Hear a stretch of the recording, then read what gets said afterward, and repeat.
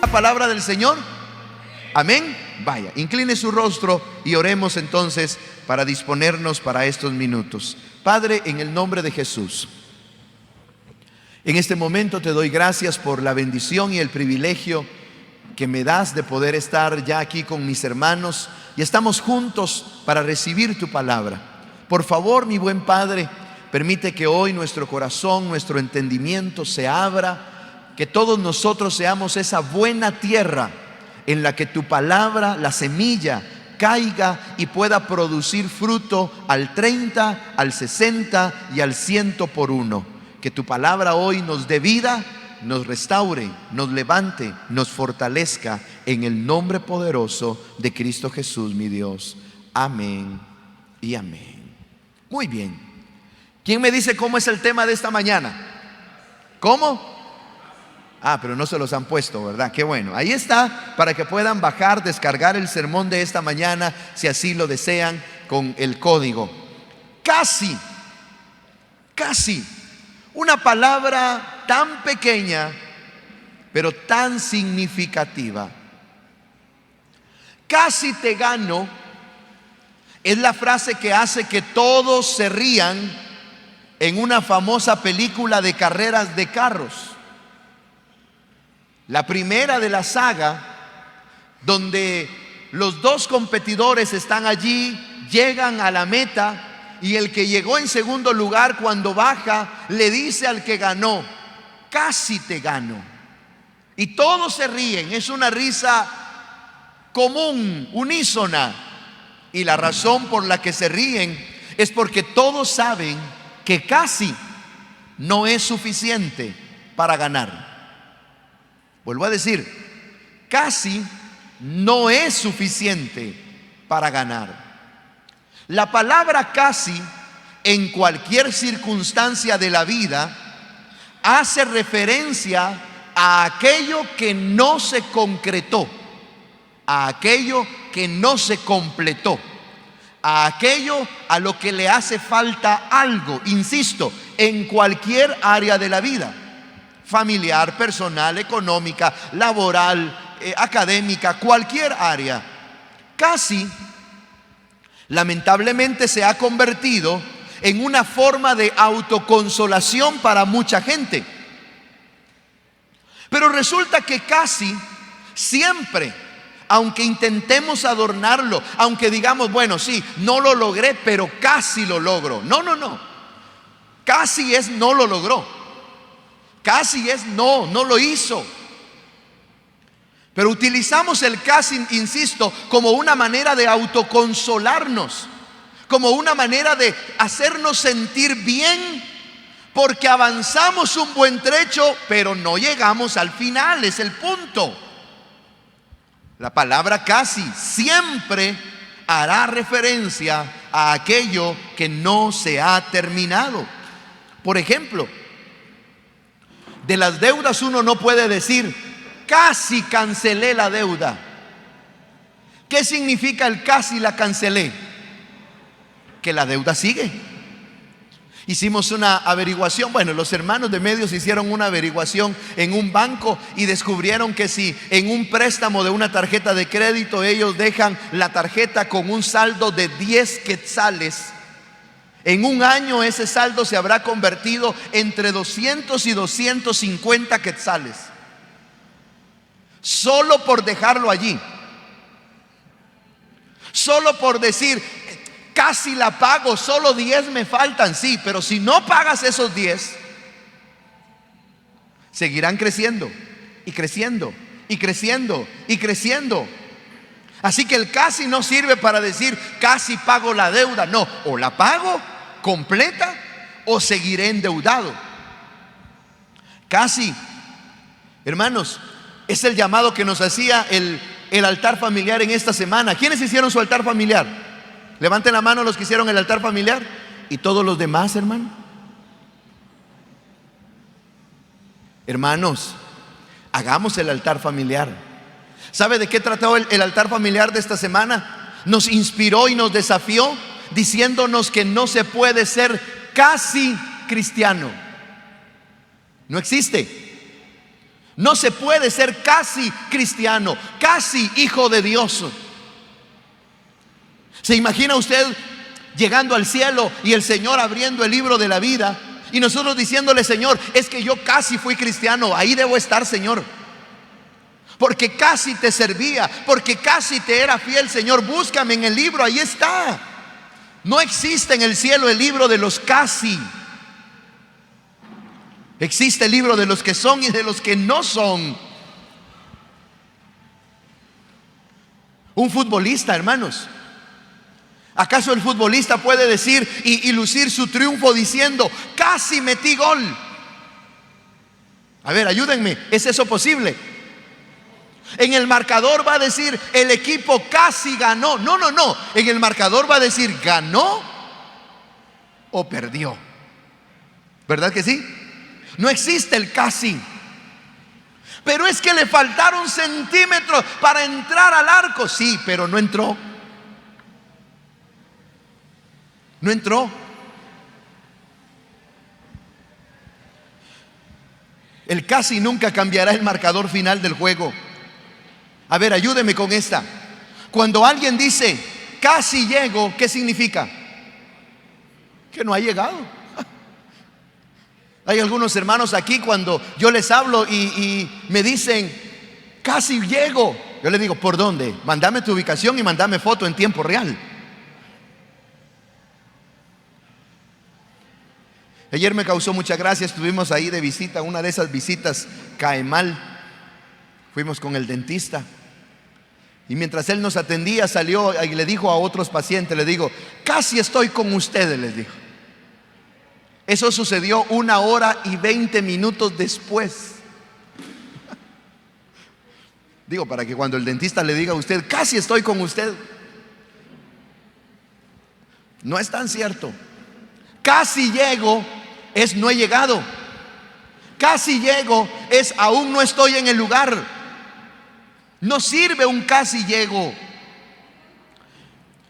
Y en el segundo libro de Reyes, capítulo número 13, versículo 14 al 19, encontramos la historia del rey Joás, un hombre al que, por cierto, no tendríamos que parecernos después de esta reflexión, porque Joás, ahora vamos a leer, casi consigue la victoria. Escuche cómo lo digo, el sarcasmo, la ironía con la que lo afirmo. Casi consigue la victoria. Casi. Es decir, él no tuvo la victoria que quería. Mire cómo dice el texto: estaba Eliseo enfermo de la enfermedad de que murió, y descendió a él Joás, rey de Israel, y llorando delante de él, Joás dijo: Padre mío, carro de Israel y su gente de a caballo. Y le dijo Eliseo: toma un arco y unas saetas. Tomó él entonces un arco y unas saetas. Luego dijo Eliseo al rey de Israel: pon tu mano sobre el arco. Y puso él su mano sobre el arco. Entonces puso Eliseo sus manos sobre las manos del rey y dijo: abre la ventana que da al oriente. Y cuando él la abrió, dijo Eliseo: tira. Y tirando él, dijo Eliseo: saeta de salvación de Jehová y saeta de salvación contra Siria, porque herirás a los sirios en Afec. Mire cuál es la palabra profética. ¿Cómo iba este Joás a herir a todos los sirios? Dice allí: hasta consumirlos, hasta que no quede ninguno, hasta que los termines, hasta que los extermine. Esa es la palabra profética. Pero vea lo que sucede. Y le volvió a decir: toma las saetas. Y luego que el rey de Israel las hubo tomado, le dijo: golpea la tierra. Y él la golpeó 3 veces. 3 veces. Y se detuvo. Entonces el varón de Dios, enojado contra Joás, le dice: al dar 5 o 6 golpes hubieras derrotado a Siria hasta no quedar ninguno. Ojo con esto, aquí es donde relacionamos la promesa con el mandamiento. Porque la promesa de Dios fue: vas a destruir a todos los sirios. Pero ahora aparece aquí: si hubieras golpeado 5, 6 veces, entonces lo hubieras logrado. En cambio, como solo lo hiciste 3 veces, solo 3 veces derrotarás a Siria. ¿Cuánto golpeó? 3. ¿Y cuánto los iba a derrotar? 3. ¿No le suena esto parecido a aquello de Jesús de conforme a tu fe te sea hecho? Mire, veamos este texto. Eliseo como profeta en este momento representaba a Dios, así que cuando el rey se ve amenazado, el rey Joás se ve amenazado por el ejército de Siria, corre inmediatamente hacia Dios, es decir, va hacia el profeta, quiere recibir el consejo, quiere recibir la oración, quiere recibir la bendición del profeta, la bendición de Dios. Así que el profeta lo recibe y lo primero que el profeta hace es bendecir, es respaldar al rey. Le dice: toma tu arco, toma tus flechas, vamos, ponlas aquí y pon tus manos sobre tus flechas y sobre tu arco. Y ahora el profeta pone sus manos sobre las manos del rey. Insisto, el rey fue a buscar la bendición de Dios representada en el profeta. ¿Y qué recibió? La bendición de Dios. Recibió la cobertura. El profeta pone sus manos sobre las de él, sobre las flechas, sobre las saetas. Paso seguido, con el respaldo de Dios, entonces el profeta le pide al rey que lance una flecha hacia el oriente. El oriente era la dirección a donde estaba el ejército de Siria. Esto quiere decir, mis hermanos, que para el profeta era importante que el rey tuviera claridad de lo que quería, que el rey tuviera claridad de a dónde tenía que apuntar, cuál era su propósito, cuál era su destino. No tenía que trabajar, no tenía que empujar, no tenía que ir hacia ningún otro lugar, sino hacia el propósito que tenía que tener claro, el propósito de Dios: destruir al ejército de Siria. El profeta le dice: lanza, tira una flecha, y aquel lo hace con gozo, lo hace determinado, y la palabra sale, la palabra profética, la palabra que guía, sale de la boca de Eliseo: saeta de salvación, saeta de Jehová, porque derrotarás a los sirios hasta exterminarlos. La palabra fue clara. Pero luego el profeta le dice al rey: ahora toma las mismas flechas y golpea la tierra. Y aquel toma y golpea 1, 2, 3 y se detiene. Y se levanta el enojo del profeta. ¿Por qué te detienes? Si hubieras golpeado 5, 6 veces, era tanto pedirte que insistieras un poco más. Era como preguntarle, el enojo del profeta era como preguntarle: ¿acaso no quieres derrotar de verdad a tus enemigos? Recuerde que fue el rey el que vino a buscar al profeta, no fue al revés. Así que el profeta no le estaba dando ninguna imposición. El rey llegó a pedir ayuda, llegó llorando, llegó lamentándose porque se sentía amenazado, porque se sentía amedrentado. El profeta fue el que llegó a pedir ayuda. Eso suena como cuando alguien viene y dice: pastor, necesito oración. Y le digo: ok, hermano, hagamos oración. ¿Y sabe qué? Hagamos ayuno, ayunemos 3 días esta semana. Ay, no, pastor, viera que a mí el ayuno me hace mal. Pero si viniste a que orara y que nos unamos en oración y no querés orar.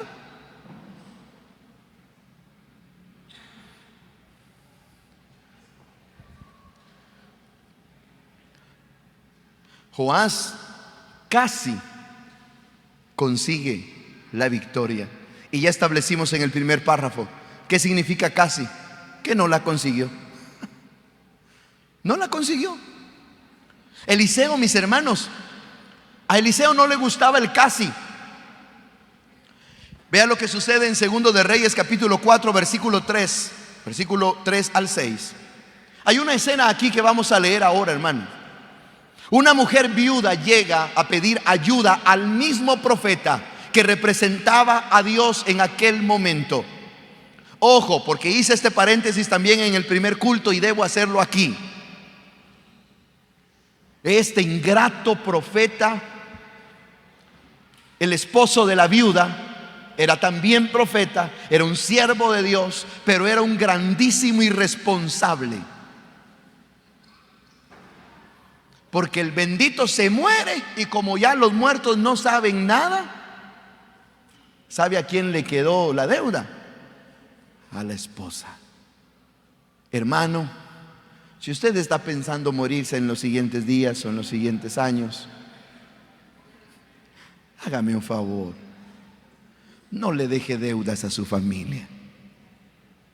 No solo van a tener que lidiar con que usted ya no va a estar, porque yo digo que les va a hacer falta, y todavía lidiar con las deudas. Esforcémonos, porque si un día faltamos, yo sé que tenemos la provisión de Dios, pero hagamos lo necesario para que nuestra familia pueda estar bien. Amén. Amén. Bye.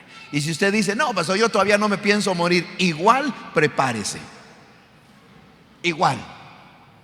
Pues vea, llega la viuda de aquel hombre con el profeta Eliseo y le dice: profeta, mi marido, siervo del Señor, tú lo conociste, se murió y nos dejó tan endeudados que ahora han venido los acreedores y se quieren llevar a mis hijos.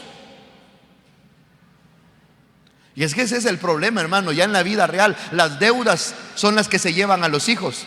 Lo que no pagamos es lo que se lleva a los hijos. En todo sentido, lo estoy diciendo para todo sentido. Aquella mujer le dice: se quieren llevar a mis hijos. Y cuando el profeta Eliseo escucha la queja de la viuda, esta es la respuesta. No olvide que estamos hablando de casi. Esta es la respuesta. Eliseo le dice: ve y pide para ti vasijas prestadas de todos tus vecinos, vasijas vacías. ¿Cuántas le pidió? Ayúdeme a leer. ¿Cuántas le pidió? Ayúdeme, hermano, por favor. Ustedes ya llegaron desayunados hoy al templo. Ayúdeme. ¿Cuántas le pidió? No pocas. ¿Cuánto es eso? Unas 10, unas 15, unas 20. ¿Sabe qué es para mí no pocas? No pocas para mí significa que ya no las puedas contar. No pocas. Note por favor, no pocas. Y vea cómo sigue el texto. Entra luego y enciérrate tú y tus hijos y echa en todas las vasijas, y cuando una esté llena, ponla aparte. Sigamos. Y se fue la mujer y cerró la puerta, encerrándose ella y sus hijos, y ellos le traían las vasijas y ella echaba el aceite. Otro paréntesis. Esos pasajes tienen muchos paréntesis, hermano. Mire, buena enseñanza aquí para los padres que dicen: no queremos que los hijos colaboren en el trabajo que tenemos, porque pobrecitos ellos no están pequeños, que ellos no hagan eso, que no participen. Mire, la mujer en el milagro, ¿a quién puso a que les ayudara? A los hijos. Así que está bien que los hijos ayuden en el trabajo familiar. Está bien que los hijos ayuden en el negocio familiar. Amén.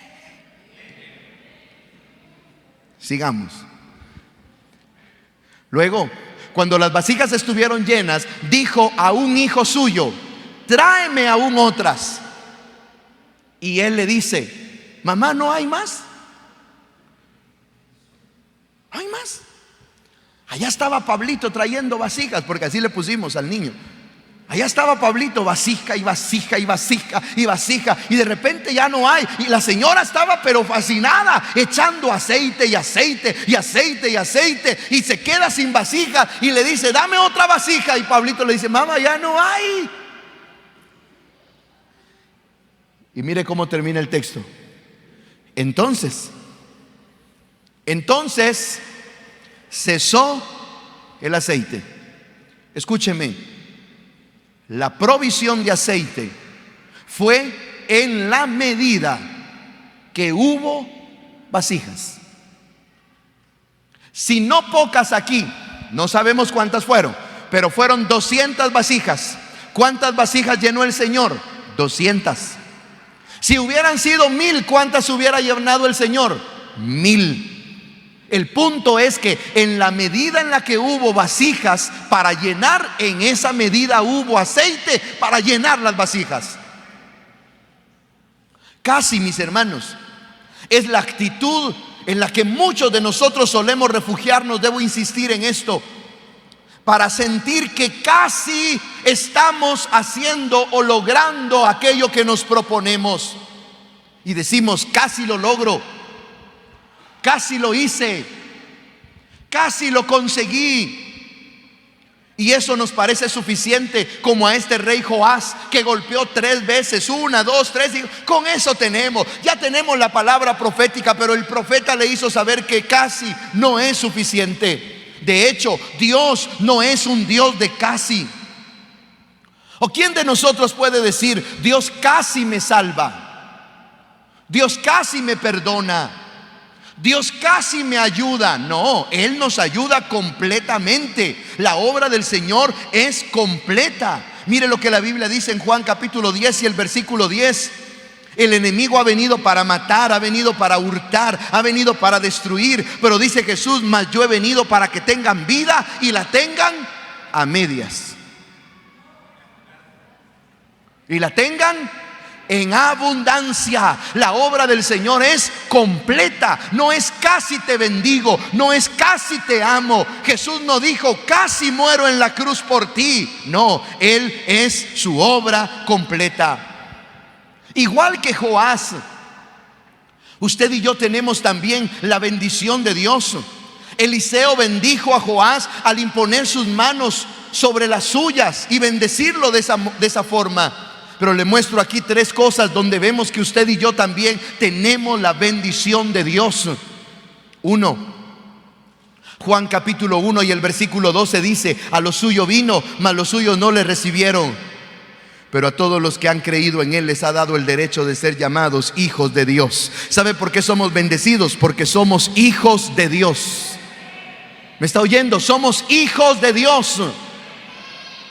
La Biblia dice en el Salmo 23:1, el Señor es mi pastor. Él es el que me guía, Él es el que me protege, Él es el que me guarda, Él es el que me sustenta, Él es el que me sana, Él es el que me restaura. Usted y yo tenemos la bendición de que Él es nuestro pastor. Amén. Y tercero, la Biblia dice en Mateo capítulo 28 y el versículo 20, cuando Jesús está despidiéndose de los discípulos, Él dice, y he aquí estoy con ustedes todos los días. ¿Cuándo está el Señor? Todos los días. En los buenos, en los malos, en los de enfermedad, en los de salud, en los de escasez, en los de riqueza, en los de alegría, en los de lamento. Todos los días el Señor está con nosotros. Bendito sea su nombre. Tenemos la bendición de Dios entonces. Así como Eliseo bendijo a Joás imponiendo sus manos sobre las de él, sobre las flechas, usted y yo también hemos sido bendecidos por Dios, porque somos sus hijos, porque Él es nuestro pastor y porque Él está todos los días con nosotros. Así que no hacer nada, hermanos, nos convierte en perezosos. Y por supuesto, hacer las cosas a nuestra manera, sin hacerla bajo la voluntad de Dios, nos convierte en gente orgullosa. Recuerde que cuando caminamos fuera de la voluntad de Dios, las cosas salen mal. Y si no, pregúntenle a Abraham y a Sara. Ellos estaban esperando la promesa de un hijo, pero en el camino se desesperaron. Y sale la esposa a darle una instrucción a Abraham, su esposo. Y él, como buen marido obediente y sujeto, le obedece a su mujer. Ellos todo lo que tenían que hacer era seguir golpeando en la fe, seguir esperando la promesa, seguir buscando la promesa, no adelantarse a esa promesa. Escúcheme, hermano y hermana. Nuestra fe y fidelidad determina la medida de bendición y victoria que recibiremos. Vuelvo a decirlo. Nuestra fe y fidelidad determina la medida de bendición y la victoria que recibiremos. Joás, con su poca determinación, casi consigue la victoria. En cambio, la viuda consiguió tanto aceite como la cantidad de vasijas que llevó. Ahora le pregunto, esta es la aplicación para usted y para mí. Joás quería la victoria sobre los sirios. La viuda quería que no se llevaran a sus hijos y poder pagar la deuda. Usted y yo, ¿qué queremos? ¿Qué es esa cosa, por darle un nombre? ¿Qué es esa cosa por la que estamos orando, por la que estamos pidiendo, por la que estamos clamando a Dios? Y le pregunto ahora, ¿qué tanto lo quiere de verdad? ¿Qué tanto lo quiere? O vuelvo a decir, insisto, seremos como el hermanito que viene y dice: por favor, oremos y pidamos al Señor, pero cuando lo invitamos a orar y ayunar dice que no puede. ¿Cuánto queremos aquello por lo que estamos orando? Joás quería derrotar a sus enemigos, pero solo un par de veces era suficiente para él, mientras que Dios había pensado darle una victoria total.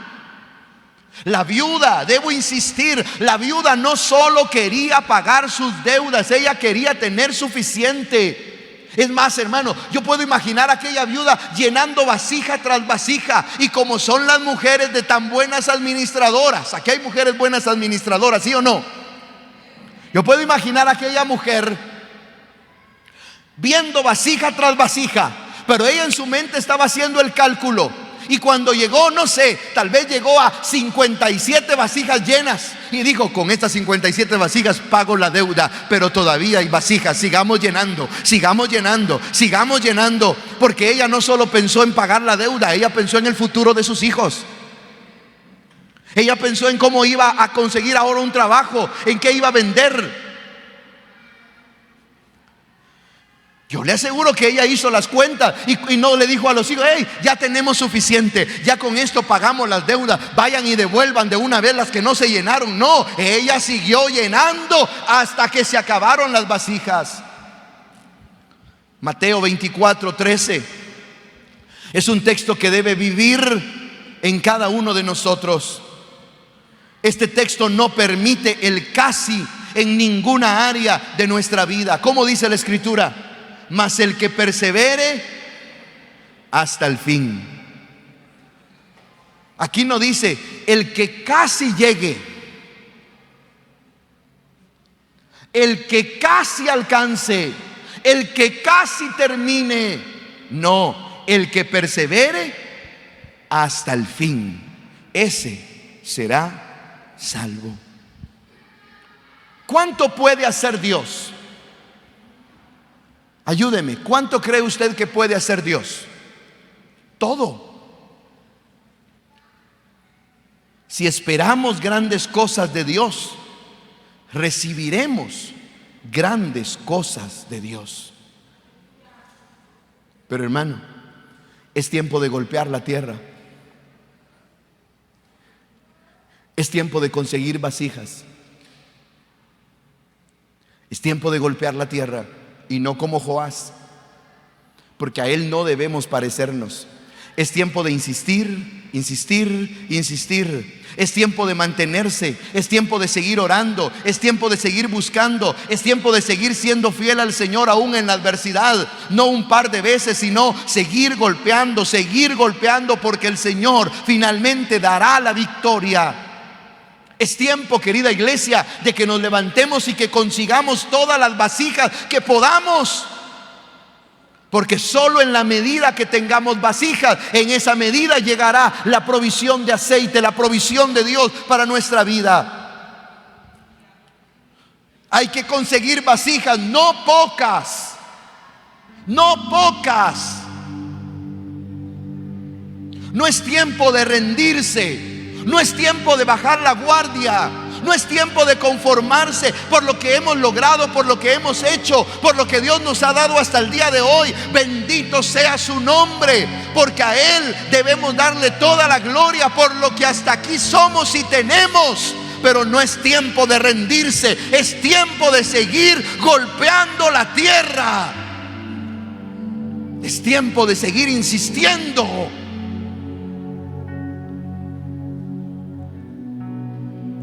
Jacob tiene un encuentro con Dios en Génesis 32, 27.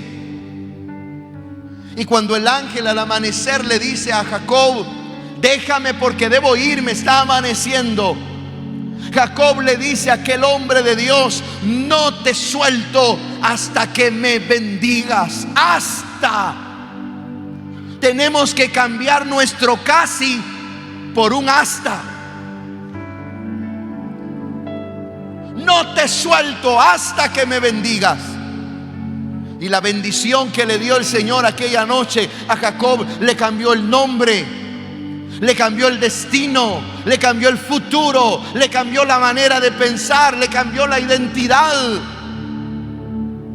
Pero Jacob no se rindió, pero Jacob se aferró a la promesa: hasta que me bendigas.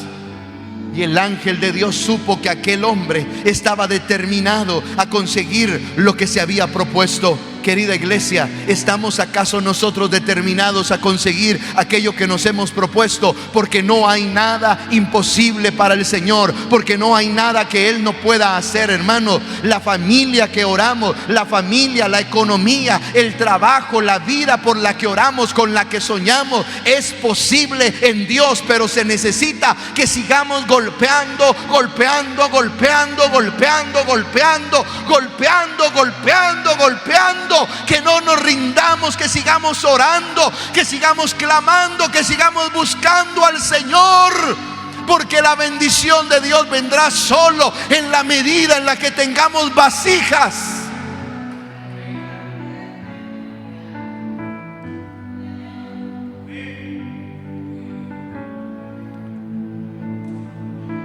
Esté de pie conmigo. Por favor.